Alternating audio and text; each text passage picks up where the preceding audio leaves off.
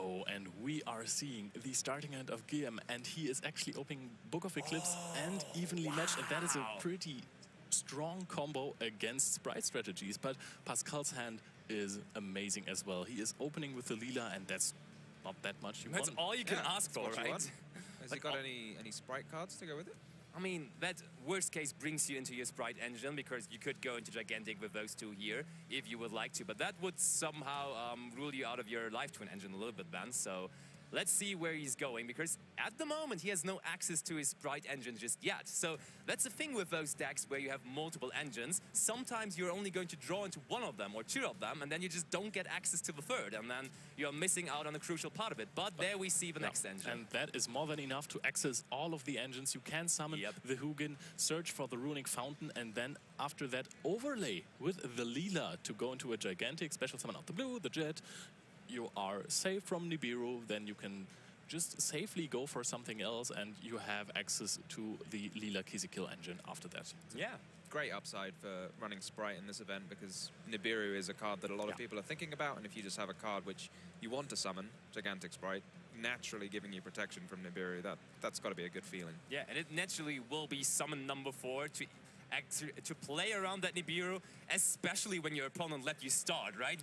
When your opponent is going second, you expect him to play cards like Nibiru, and there's no Nibiru in this opening hand, but still it's better to play around the Nibiru here by summoning Gigantic, and it's going to resolve.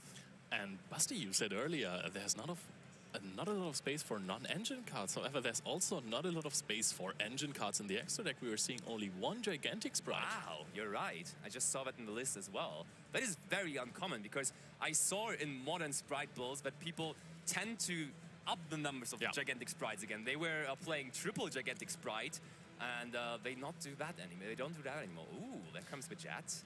But also there's something pretty interesting in Guillaume's hand, because he has the Evenly, which is an incredible breaker of fields, you know, but he doesn't have anything to play with. Yeah, you couldn't even tell what deck he's bringing, but it is branded, as you can already see on the screen.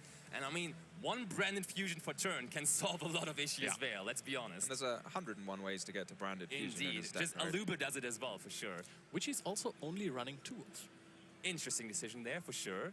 I think that's one of the best ways to get to your branded fusion, but let's see. Like, there is triple tactic talents, which is also good, because probably you're just going to use the Book of Eclipse in main phase. Your opponent has no choice really but to negate it with Carrot. That also makes your talents live, so I think we could see a really, really impressive turn by Guillaume when he resolves that evenly matched then as well.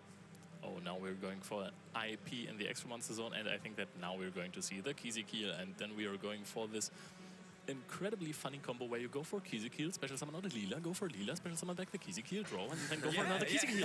It is a strange looking combo if you've not seen it before. So obviously you only get the effect of the live twin monsters if they're summoned while you control the other live twin monster. That's the evil twin monster. Evil twin. Yes. I'm going to get evil twin, live twin, Kill, Leela, yeah. But so you get the one draw, and then you set up to special summon to get a card destruction in your opponent's turn. Does Pascal even have another Runick card? I think it's really... Oh, yeah, he does have... Oh, yeah, there's Slumber in his hand. There's Slumbers in his hand, yeah. I'll let him draw 3 cards, I believe he's activated. Did he discard a Runick for the cost of Hugin earlier in the turn? So there should be 2 in the grave, and then the Slumber. That would be huge if it would be the draw 3. So, and now we are probably going to see, finally, for Pascal as well, what his opponent is on, because Runick Slumber is making your opponent banish 3. Okay, it's only a draw 2, but still, we have to banish 3 cards there for Guillaume.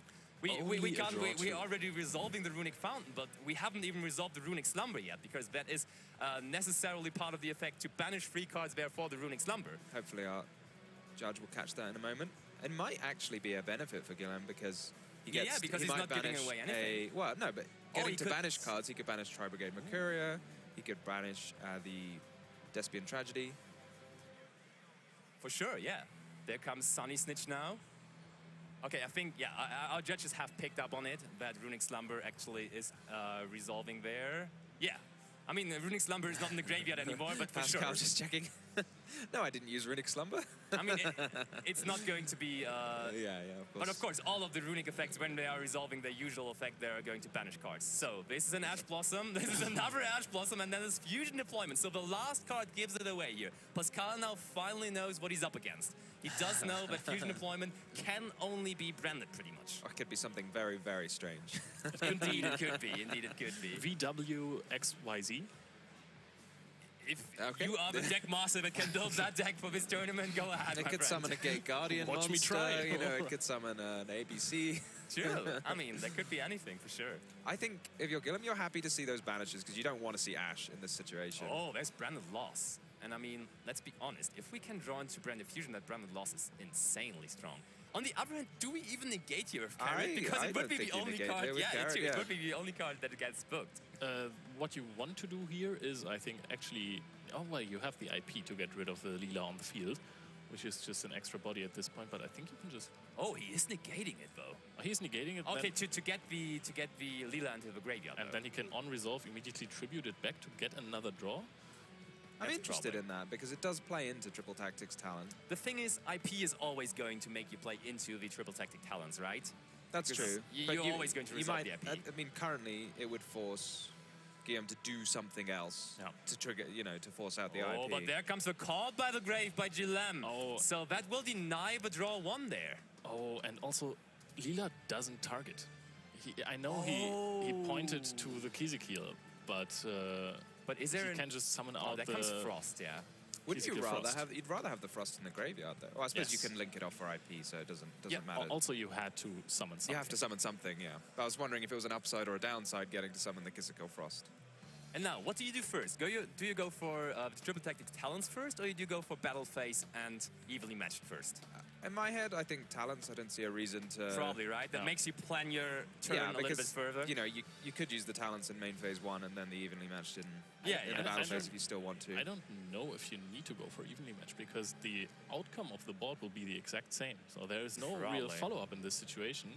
Except for the IP, and this one will. Do you think the fact that Pascal is linking off now means that we announced the battle phase? For sure. Oh, but look, we were wondering about that. Nightmare Griffin actually is in the extra deck of Pascal. It is now also in the first game of his tournament, hitting the field, and that's a card we haven't seen that much in Spright builds. But now it is featured here in his list, and it's pretty interesting because that makes it hard for Gillem to actually.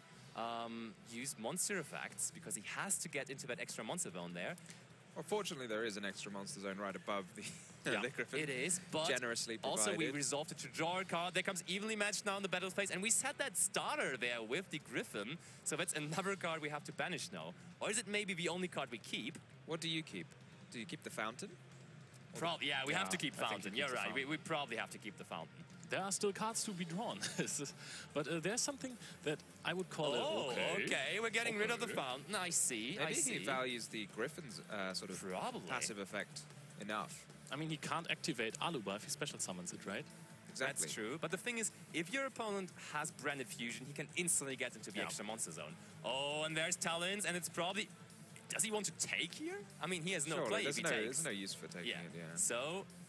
Do we see branded fusion here? Branded opening, and that is not the card you want to have. So that was very heads up by Pascal there. But I think you could just summon the Fallen of Albus. I think that Griffin only prevents. Is it only special summon monsters? Right? If it's only special summon monsters, yeah. But then you can also just. Oh no, he specialed the Aluber. He could have searched for Aluber and normally did ban as well. That works just as well.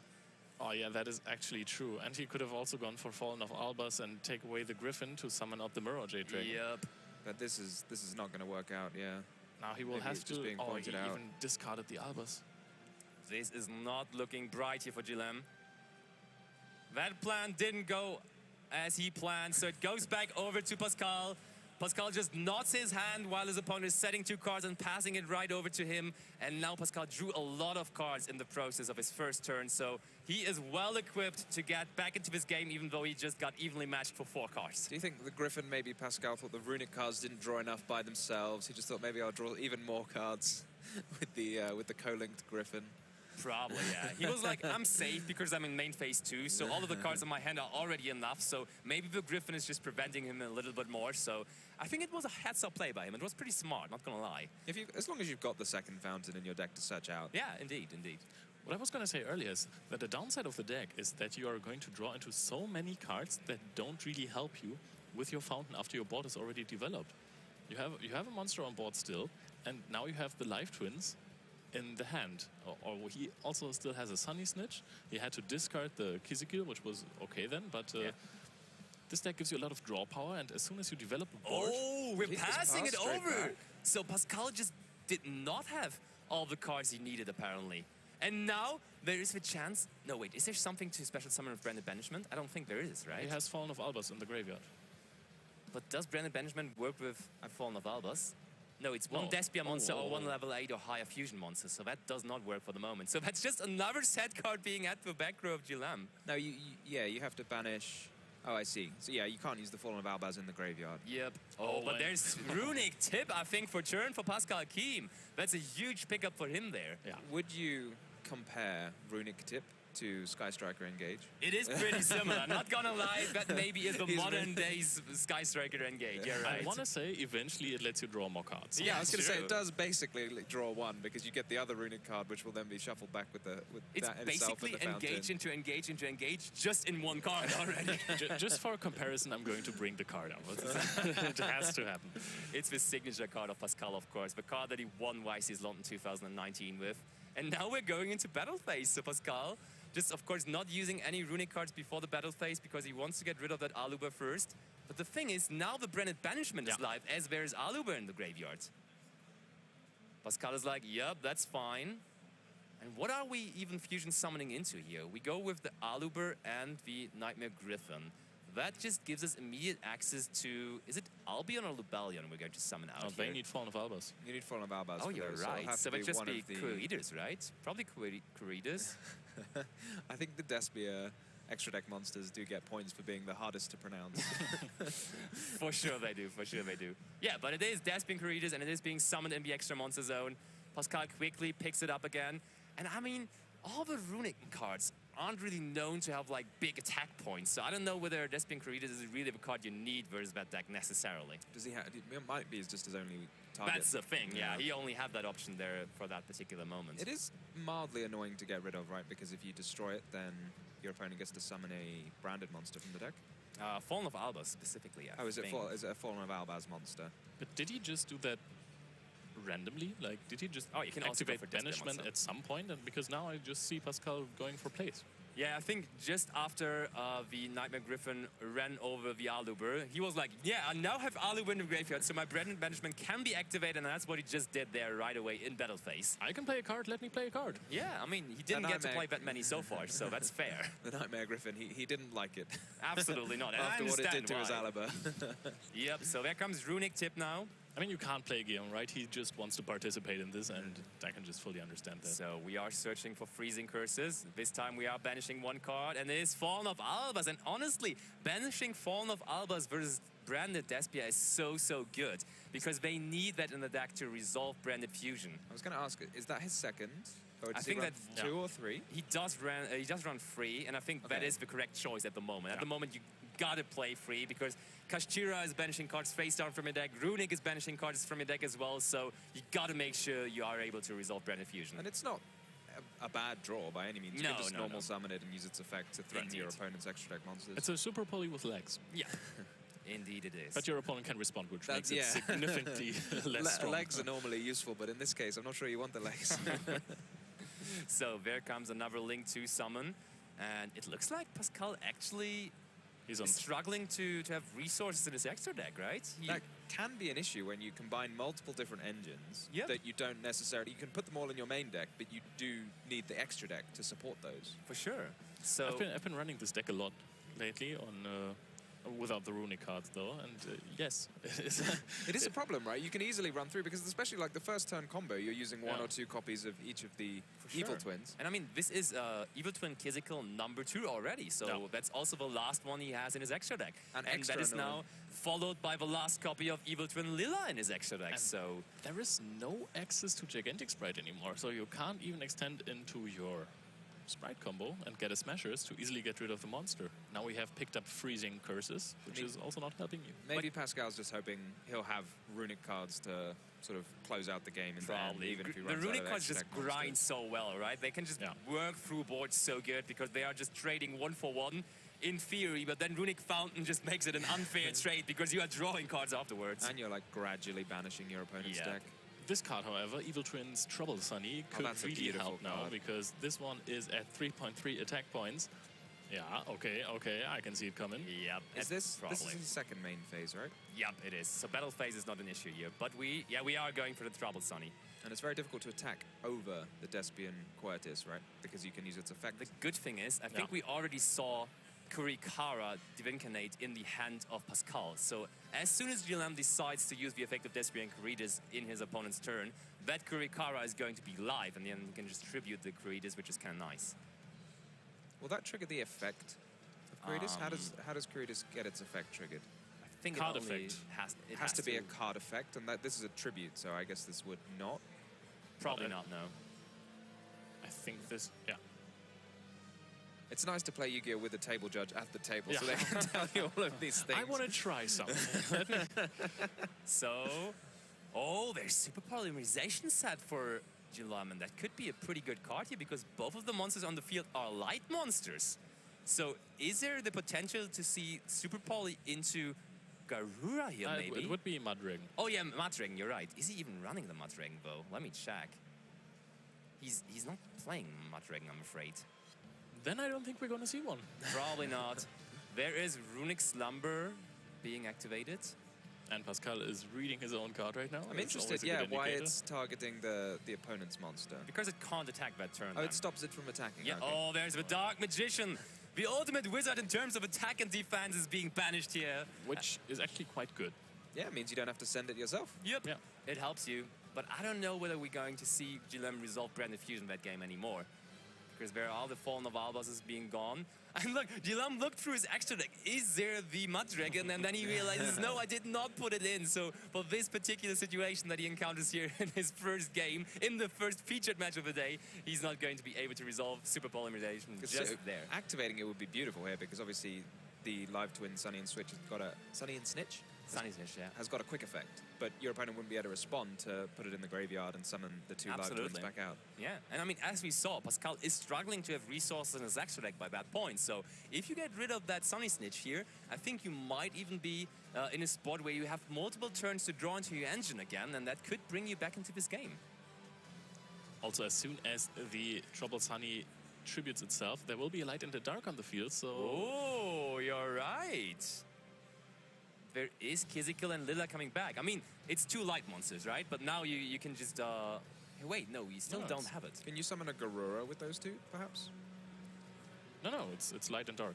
Oh, They yeah, have to be true, same true. attributes. they are. Lila is dark, you're right, you're so right. So that could work here. Yeah, look at that, Super Polymerization. Trying to fusion summon the Caritas with the Lila. With your own card effect. Bringing us into... Wait, I thought... Oh, Draco yeah. Stapelia, Oh, right. that makes a lot more sense. That works, to be honest. But also, Draco Stapelia just feels like a card that freezing curses could really easily take care of, or also flashing fire. Those are really good answers to just the Draco Stapelia. It can be very annoying against the Spright deck, right? Because you can target one of their level 2 monsters, negate its effect, and make it level 1. Make level 1. That's a crucial part in that matchup, honestly, yeah. I think you can activate... Exactly, you can activate the Kizikil now, try to bait out the Dragostapelia, try to summon back another monster, and then Pascal Keem's triple tactic talents in hand would be a really good answer to that, to possibly gain more advantage to win this game. For sure, eventually. for Oh yeah, we got... Oh, we drew into draw another for it. evenly match. Yeah, Pascal Keem. I think we talked about that in our meta-analysis before the event as well. We think that evenly match probably Spoiler is one alert. of the... Yeah, I'm so sorry, but I mean, it's an obvious fact that I have to mention here. I think evenly match is probably one of the strongest cards right now in the format, and that's why I'm absolutely not surprised by Pascal Keem running triple of it in his main deck. Well, according to some preliminary data that Luke was showing me yesterday, evenly matched, the second most popular card at this event, after, I'm sure you can guess, Ash Blossom, Ash probably. Blossom and Yeah, Joy that Spring. would have been Yeah, my we've already guess, seen yeah. 2 copies of that this game as well. So Absolutely. But we can see a little bit of a downside to the Runick engine at the moment, because we all know when you use the Runick card, you're not going to have your next battle phase. And this game number 1 is already going on for 20 minutes. You are struggling to close out games because you're missing the most crucial part of your turn that actually helps you end games, because you're not having a battle phase. You're not able to battle with your monsters, and you're not able to force life point damage to your opponent, and therefore you are really not closing out the game. Oh, there comes Branded opening to protect the Dracostapelia. And that means we're also not going to banish cards from our opponent's deck, but we can still resolve Runick Fountain, of course.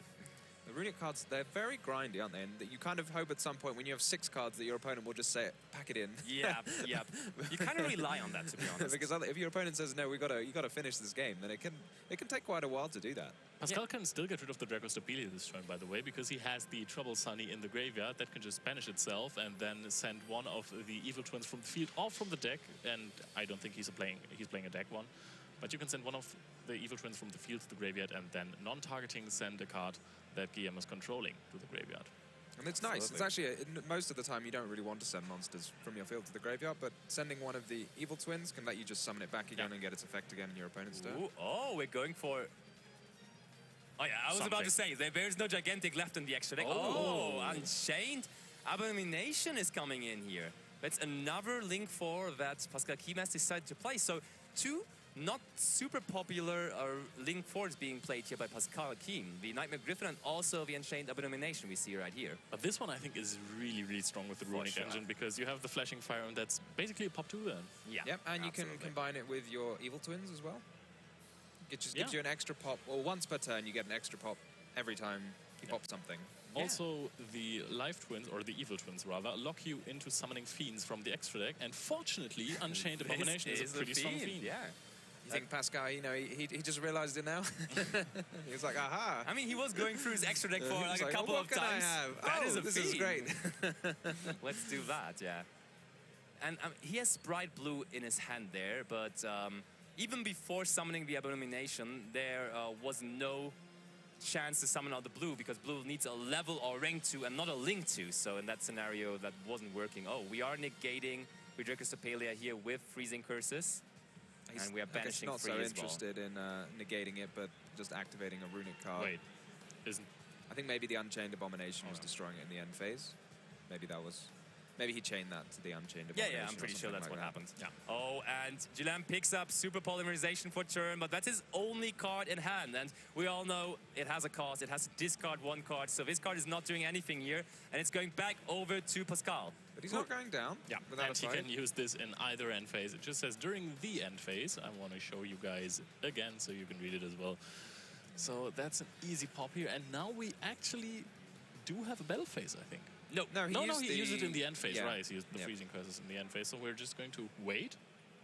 I mean, our opponent is top decking here. We can always destroy the 1 card that he's bringing to the field with Abomination. So I think Pascal is in a pretty decent situation here. And the top deck for Gilam is not one that he necessarily wants to see. It is the Tri-Brigade Mercuria, which he sets. And I mean, this card can also be destroyed. Yep. So maybe it would have been better to just keep that card in hand in case you get another turn to work with it. And look, he has a playset in his hand now. Pascal Kim drew all 3 of his evenly matched, and I don't know whether he wants it here. How many talents are going on there as well? Oh yeah, there's also 2 talents, yep. But I think he's only running 2, so that might be the entirety in his deck. So now I think GM still has some turns because there are no monsters being drawn by Pascal Kim. He just has 3,000 attack points on board, and that is an Aluba. Aluba is an excellent draw here if your opponent doesn't have Freezing Curses. Oh, it only works on special summoned monsters, I think. Oh, okay. No, it doesn't. Is that the Flashing Fire? Fire? That's Flashing Fire, yeah. So Freezing Curses on Aluber, and once more Gilam is looking for his graveyard. There is nothing protecting that. We are banishing 3 cards, of course, for the Freezing Curses. And there's, I think, the first Branded Fusion we see here in this game being banished there. It is one of the downsides of some of the Runick cards is that you can't activate them unless your opponent has a monster or you have a clear extra monster zone. Sometimes with Runick, the best approach to play is just not to play. Just don't give them any cards on your board to activate their Runick cards. And look, when they draw Runick Tip, though, they are usually fine because Runick Tip can always be activated. Fetching another Runick card from your deck is always going to be possible. And I think you're going to try to activate the Runick Tip as soon as possible to find something. You don't want... I mean, you really want to activate something before the next battle phase. And maybe you're also trying to find a monster at some point because you want to use the Spright Blue from your hand. Yeah. But with only Kurikaras, Evenlies, and triple tactic talents, that's not just going to happen. Look, we're just going to set another card. Got much left to search with the Spright Blue? Maybe a jet. I mean, Spright Red would be something he we could has a search new for. Spright Red, yeah, that's a That's a good point. But it's crazy. He basically drew all of his non-engine here. Did he set all 3 of his evenly matched? Because I don't see any trap card left in his hand. So all of his 3 background cards there are evenly matched, which is quite ironic and iconic. The talent, and he has to set 1 card as well. Of course, leave open one of these spell traps. Fusion deployment for Fusion Germans. deployment. Yep. Better eyes than me. Fusion deployment actually has quite the interesting target. Not in this deck though, but I still want to showcase it to our viewers who are not that familiar with the branded deck. You can actually, people usually side deck it, play the Neo Elemental Hero Aquaneos, and then just special summon out Aqua Dolphin to try to get rid of one of the ashes. But that's not going to happen here anymore in game 1, as Pascal Kiem is taking this game number 1 here with his live twin Runick strategy. GLM is conceding, and they will be going over to the side decking process here. And that took quite a while. It looked really good right from the get-go, but then it still needed time and time and time. And Pascal was drawing 1 non-engine card after the other, setting 3 evenly matched. So what do you think now in game number 2? GLM, as he had before game number 1, has the decision here to go first or second. Do you think he's going to make the same decision as he did before game 1? I mean, he has seen the Kurikara. Yep. Because he had to discard it. He hasn't seen all the evenly matches. I think True, that he hasn't seen any. Pascal is going to side these out. It plays interesting games with your opponent, doesn't it? Because if you choose to... I mean, they that's true, yeah. It has different applications. You also don't know what your opponent is bringing into the side deck. Absolutely. Let's see whether Pascal Kiem has prepared for the branded matchup. And honestly, he's one of the few players that really is prepared, because Bestials were really not that popular lately anymore. But he's bringing them. He's playing triple Magnamut and he's playing 1 Druid Swarm. And honestly, this is really good versus the branded matchup. Triple Tactic Thrust has been a card that was pushing the Bestials out of the metagame. For sure. Also with the Forbidden and Limited list that kind of took out the Telements deck out of the competition. A bit, at least I think it's still a really strong deck. Yeah. But with the decrease of Magnamuts in main decks and side decks, some decks have become more popular, but they are still strong. I mean, people are playing fewer Triple Tactic Thrust because you're not going to only face Kashtira. Yep. And without Bestials in the format, the card is not as strong as we thought it was. Absolutely true. And there's a high risk in letting Pascal start.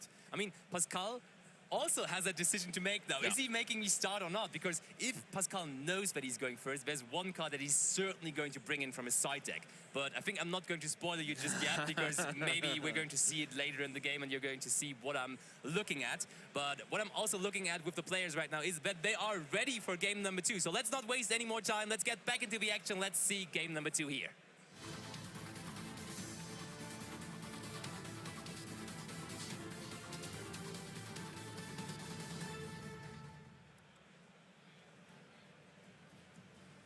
So we have 16 and a half more minutes on the clock. Pascal is going to think that... Oh, wait, he has both, actually. He has a Nibiru and he has a trap card that he was siding in.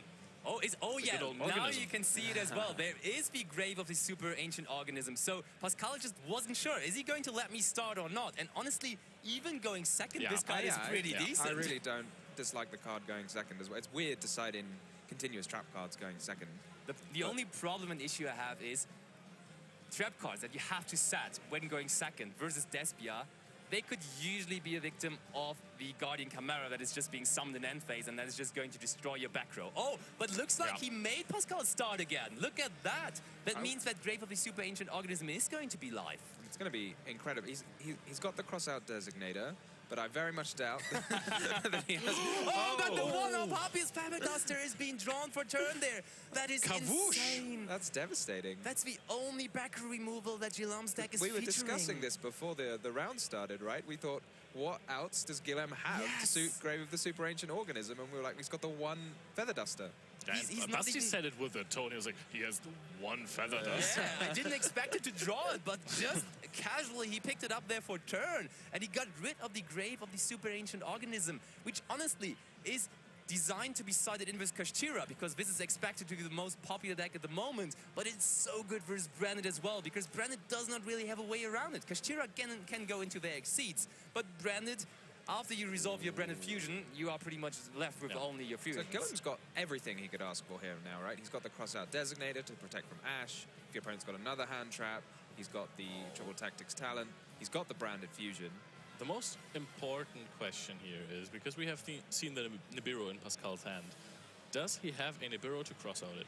That's the thing. He is side decking 2 copies of Nibiru, so it will depend on whether you put in that 1 copy of Nibiru. And he's looking through his deck there. Okay, he found the... Oh, that is also something that you don't really see that often anymore from branded players, but he is using the light hack sealed fusion there together with the Fallen of Albas for his branded fusion to go into Albion. Presumably Albion.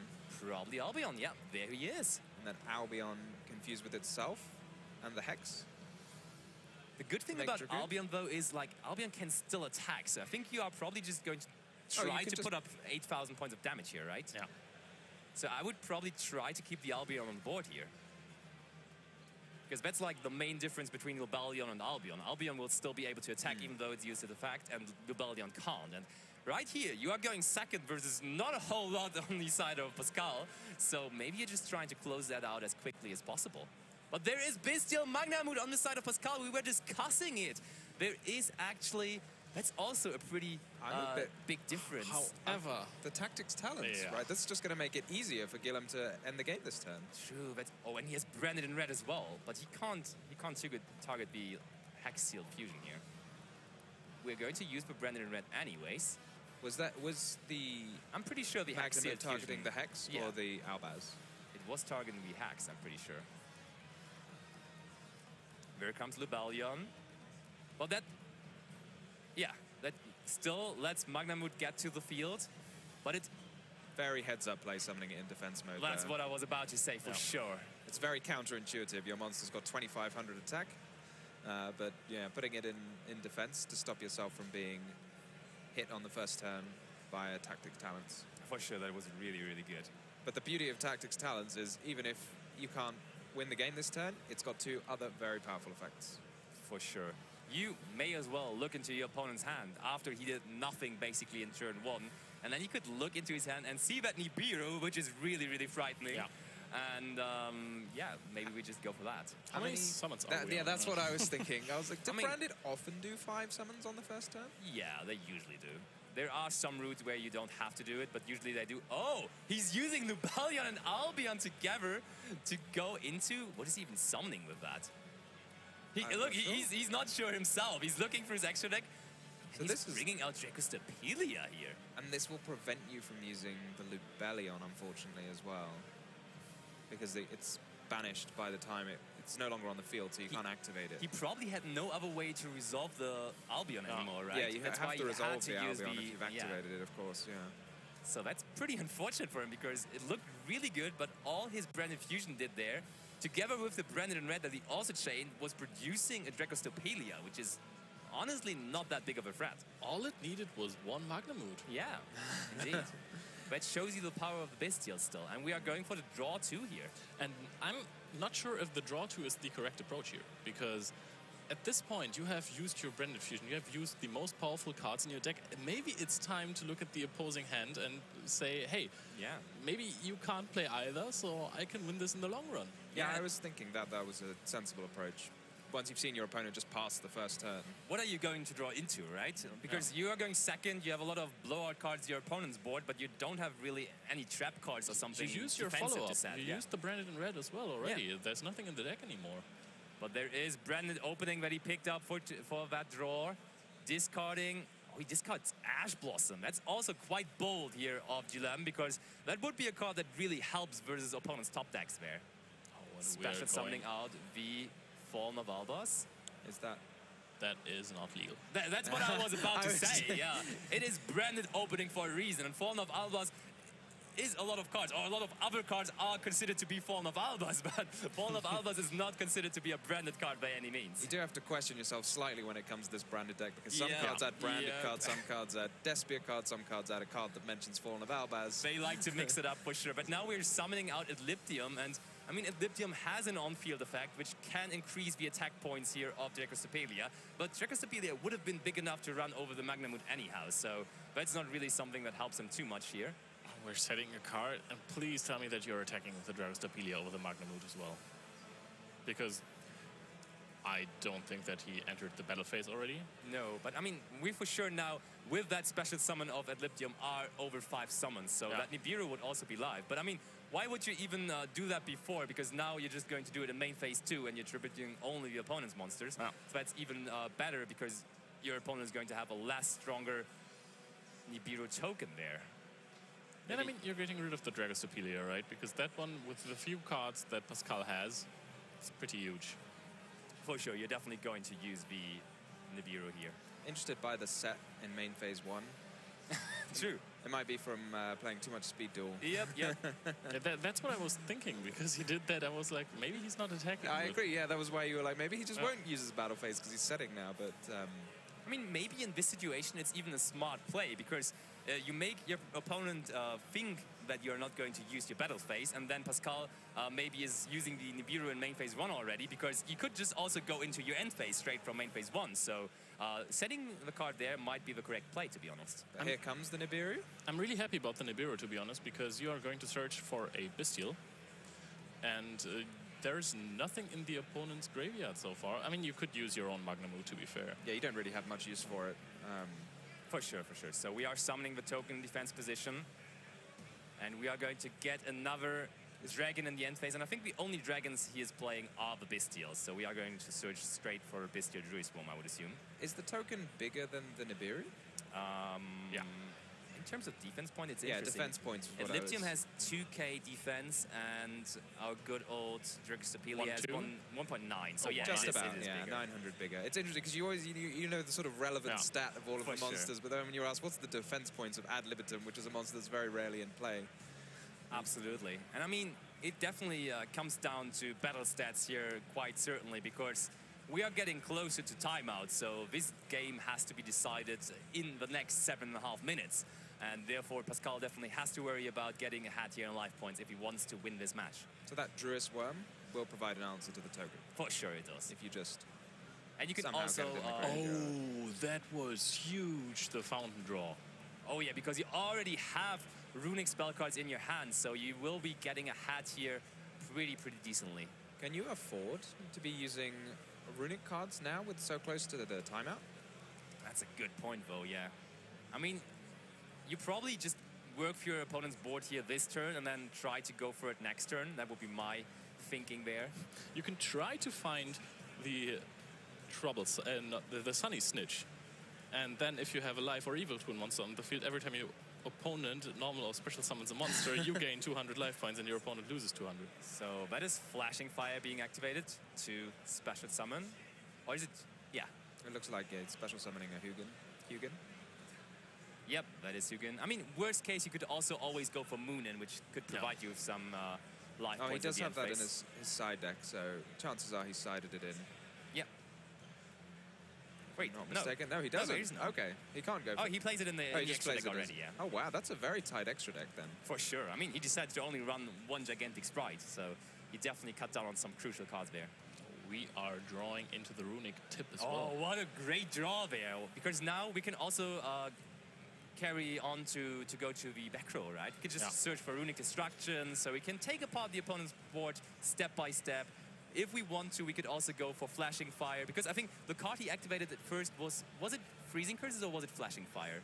It was Freezing Curses. Yeah, I think it was Freezing Curses, and now he could search for Flashing Fire to get rid of the token if he wants to. Does he already have a Flashing Fire in his hand there? That could also be the case, yeah. He's playing hard to get now with his hand face down. But he decides to not do anything further here. Pass it back over to his opponent. The branded in red is still set on the field. Does it actually do anything? We have the Adliptum in the graveyard, but I don't think that there is anything else. I mean, now we have the Cartesia on board. So the Cartesia, the Nibiru token again is light, I'm assuming? It should be, yeah. I'm pretty sure it is light. But there comes Runick tip on the summon of Cartesia. But now that Cartesia is on the field, it has a quick effect, so you could always just respond here. Yep, and you can use the branded in red to add back the Ad Libitum and then fuse off the Cartesia as well. Yeah, that works. And there is no response to the effect of Cartesia. The thing is, whatever you're summoning out here with the effect of Cartesia, then can be targeted by the spell card that we are about to search. Here comes one of the cards from Photon Hypernova, the latest main set to be released. It is Grand Guignol. That was top-notch pronunciation. I mean, he's playing it just because he's French, I'm assuming, because that name really does sound French to me. But yeah, it looks like it's even the Starlight Rare copy. It looks really decent there. Oh, it's a lovely card. Yeah, lets you send a light or dark monster from anywhere. Yeah, anywhere in the world. One time they'll bring out a card that lets you send it from your side deck as well as your extra deck and main deck, but not quite today. Yeah, the only requirement is that it has to be a level 6 or higher, yeah. But, I mean, there are plenty to choose from. There's the obvious answer, Albion the extra deck. Yeah. But sometimes there's also like a Bestial Lubellion from the main deck that can be a good send as well. But, yeah, here I think we're just going for the Albion. Yeah, he's already grabbing his extra deck there. But is it even resolving? That's the question here. It's got to resolve, right? I mean, we search first with Tip, right? Oh, yes. So we would already have an answer for that, but we have to banish a card as well. But that probably is the Branded Fusion that is right there on top of the banished pile. Also, like, the thing is, Pascal doesn't necessarily have to deal damage here, because he is one game ahead, so as long as he doesn't take damage here in this game, he's going to win the match. That is absolutely correct, and the freezing curses are going to be activated here on the Grand Guignol. Absolutely. He's struggling, and I haven't tried to say the name yet. Contrarian to his big brother, the Mirror Jade, it does not send for cost. Was that banish of Despian Tragedy? It looks like it That's is. Very and useful. Also Mercuria. I think I saw Mercuria for sure, so if he even banished both of those, that could be a really, really good banish because for him. He might be able to just sneak a few hundred damage in, and with only a couple of minutes left, because you can summon the Guardian Chimera with branded in red. Yeah, true. Oh, look, it was a Despian Tragedy indeed, searching for that ultimate rare Aluber. Yeah, these are some very shiny cards. For real, yeah. He knew he was going to be featured. For he thought, sure, I'd best get the shiny ones. And we have also seen Pascal draw into the Kizikil Frost, a card that does nothing for him. So those draws with Runick Fountain really not putting in the work right here. So, what is he going to do? That crossout designator so far has not really put in the work. Let's be honest. Crossout Designator does have a very specific purpose, though, I would say, in this deck, to negate the Ash Blossom and Joyous Spring. Which, crazily enough, Pascal Kim is not even playing at all. He didn't get the memo that it was the most popular card this weekend, and that he should be playing it, everyone should be playing it. But maybe that bold decision of not playing it is going to bring him the victory this weekend. Well, if your opponent's got the dead Crossout Designator, then it... Every time. Every time. Has he got 2 Crossout Designators now? Yes. Yeah, one is set, one is in hand. So he's entered the battle phase, so maybe he's going to use the branded in red in his battle phase, perhaps? That sounds about right, to be honest. Oh, he's not. He just set a card, and now this is really close to a time situation. And Pascal will actually just have a turn with all of the Runick cards in hand, basically. So he is going to draw some cards. Okay, so we are going to... I think first of all, activate Destruction in end phase. Exactly. Oh, I love that. That gives me Mystical Space Typhoon in end phase vibes. Yep. And also banishing 4 cards from your opponent's deck. Let's see what they are. Oh. Oh yeah, Hagen is mandatory to activate in the graveyard. It has to go back to the extra deck. That's true. But it's nothing you can choose. There comes the Destruction on the newly set card, which is just another crossout designator. Banishing 4 cards. There's Dark Ruler, Called by the Grave, Talons, and Expulsion. Interestingly enough, he even cited an Expulsion going second. Yeah. I mean, against a deck that doesn't really OTK, you just want to have as many resources as you can possibly have, right? Yeah, probably. You don't have to use it exclusively to summon the Gimmick Puppet. If you tribute summon a branded monster that mentions Fallen of Albaz, then you can summon 2 monsters to your own field. Yeah, that works very well. Just another handy target for Albion. So, normal summon Kizikil Frost. Yeah, but he did draw into the good old Spright blue for turn. So any level 2 monster on board will do it for him to get his Spright engine going here. One of my favorite engines in the game. I just love these little lightning thunder. Yeah, they're really, really cool. And the main target for blue usually is going to be Spright Jet. I'm in love with Spright Blue's jacket. I know. Maybe we'll get you one for the next YCS. Thank you. I'll take that as a promise. But there's Spright Carrot being searched here, actually. I quite like that, to be honest. You can just go into... Well, I'm not sure if I like that, to be honest. But there comes the branded in red. Oh, but there is another Bestial. We knew about that Bestial. There's Bestial Jerusalem on the targeted card. But I mean, perhaps you don't want to search the Jet in this situation because the usual target for the Jet is the starter, but you definitely don't want to activate starter when there's only 10 seconds left. Yeah, that's actually in the game, and you're on equal life points to your opponent. You have smashers as well, and at this point. So there is the announcement. The timeout has been announced. There is no difference in life points currently in this game, and that means that game number 2 is going to end in a draw, meaning the whole match, as Pascal won game number 1, is going to end in a victory for Pascal. So we're still seeing Creedus on board just to make sure that GM does not take any damage at all in a turn where there is no battle phase, and the turn will end immediately after this. But maybe something else could happen. Maybe GM has a last trick on his sleeve, but no, we are having a handshake, and Pascal is victorious in the first round of the 250th YCS in London. Yeah, what a start for the